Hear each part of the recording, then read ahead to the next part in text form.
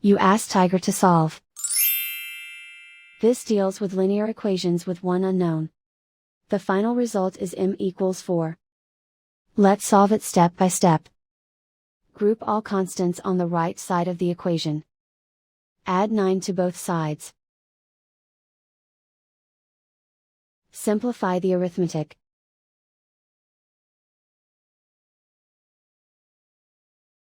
Isolate the m. Divide both sides by 3. Simplify the fraction.